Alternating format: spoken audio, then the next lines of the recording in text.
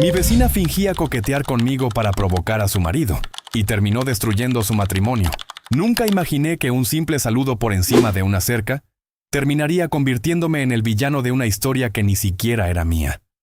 Me llamo Daniel, tengo 31 años, y durante mucho tiempo viví solo en una zona residencial bastante tranquila. Era el tipo de lugar donde todos conocían a todos, donde los vecinos saludaban por la mañana, donde los chismes viajaban más rápido que el internet, y donde cualquier cosa fuera de lo normal se convertía en tema de conversación durante semanas. Por eso todos conocían a Sofía, mi vecina, una mujer de unos 35 años, bonita, carismática, extrovertida y casada. Su esposo se llamaba Ricardo, un hombre serio, reservado, de esos que apenas levantan la mano para saludar. Nunca tuve problemas con ninguno de los dos, al menos al principio. Todo comenzó una tarde de verano. Yo estaba lavando mi coche frente a la casa cuando escuché una voz detrás de mí.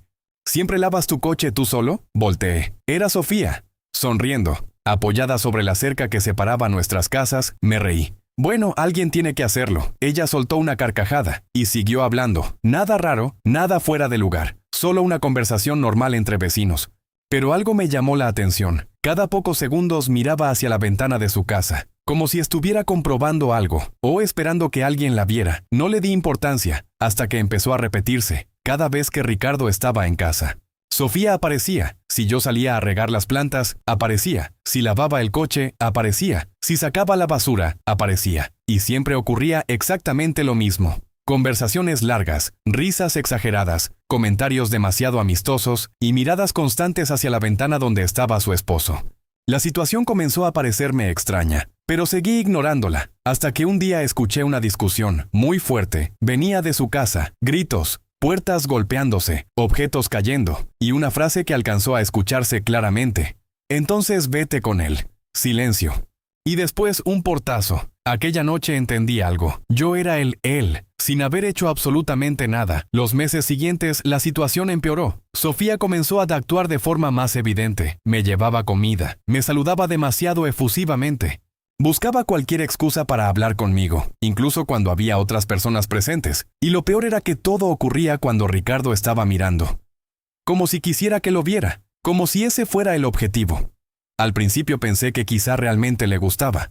Pero poco a poco entendí la verdad. No estaba interesada en mí, me estaba utilizando. Yo era una herramienta, un accesorio, una forma de provocar celos. Y sinceramente me molestó, porque jamás había dado pie a nada. Nunca coqueteé, nunca insinué nada.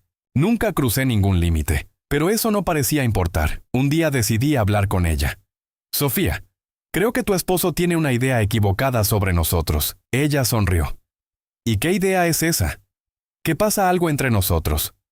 Volvió a reír, como si fuera divertido. Déjalo que piense lo que quiera. Esa respuesta me dejó helado, porque me confirmó exactamente lo que sospechaba. No era un malentendido, era intencional, y ella estaba disfrutándolo. A partir de ese momento intenté mantener distancia.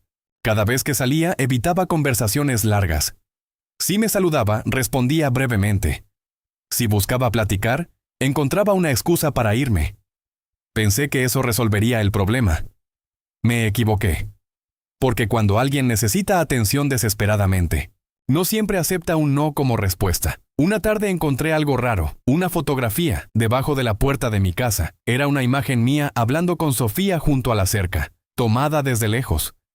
Como si alguien nos hubiera estado observando. No tenía mensaje. No tenía remitente, solo la foto, y entendí inmediatamente quién la había dejado. Ricardo. Estaba convencido de que algo ocurría, y estaba reuniendo pruebas. Esa misma noche fui a hablar con él. Pensé que aclararlo sería fácil. Pero apenas abrió la puerta vi algo preocupante. Parecía agotado, enojado, consumido por algo que llevaba mucho tiempo creciendo. Ricardo, necesitamos hablar. La conversación fue incómoda, muy incómoda. Le expliqué todo, que jamás había pasado nada, que apenas hablábamos, que no tenía ningún interés romántico en su esposa. Y para mi sorpresa, me creyó. Porque mientras hablábamos ocurrió algo inesperado. Ricardo empezó a contarme cosas, muchas cosas. Resultó que yo no era el primero, ni el segundo, ni siquiera el tercero. Durante años, Sofía había utilizado exactamente la misma estrategia. Compañeros de trabajo, vecinos, entrenadores del gimnasio, amigos. Siempre necesitaba que alguien pareciera interesado en ella, no porque quisiera estar con esa persona, sino porque quería ver la reacción de su esposo. Era una obsesión, una necesidad constante de atención, de validación, de sentirse deseada. Y cuanto más escuchaba, más incómodo me sentía, porque de repente entendí que el problema era mucho más grande que yo. Aquello llevaba años destruyendo su relación. Yo solo era el personaje más reciente. Las semanas siguientes fueron tensas, muy tensas. Las discusiones en esa casa eran constantes, ya no intentaban ocultarlas. Toda la calle podía escucharlas, y entonces ocurrió lo inevitable. Una noche llegó una camioneta de mudanza. Ricardo estaba sacando cajas. Muebles, ropa, todo. Me observó desde la entrada, y simplemente negó con la cabeza, como alguien que finalmente se había rendido. 2 días después ya no vivía ahí. El matrimonio había terminado, y por primera vez en meses la calle volvió a sentirse tranquila. Pensé que era el final, pero no lo fue, porque una semana después Sofía apareció en mi puerta, llorando, diciendo que todo era culpa de Ricardo, que había exagerado, que era demasiado celoso, que había destruido su matrimonio. Pero mientras hablaba, yo recordaba algo. No había sido Ricardo quien pasó años provocando situaciones. No había sido Ricardo quien utilizó personas para manipular emociones. No había sido Ricardo quien convirtió los celos en un juego. Y por primera vez fui completamente honesto. Sofía, tu matrimonio no terminó por mí. Ella guardó silencio. Terminó porque convertiste a otras personas en herramientas para lastimar a alguien que decía amarte. No respondió, porque ambos sabíamos que era verdad. Se fue poco después, y unos meses más tarde vendió la casa. Nunca volví a verla. A veces pienso en toda esa historia, y en lo absurdo que fue terminar involucrado en un problema que nunca busqué. Pero también aprendí algo importante. Cuando una persona necesita constantemente provocar celos para sentirse querida.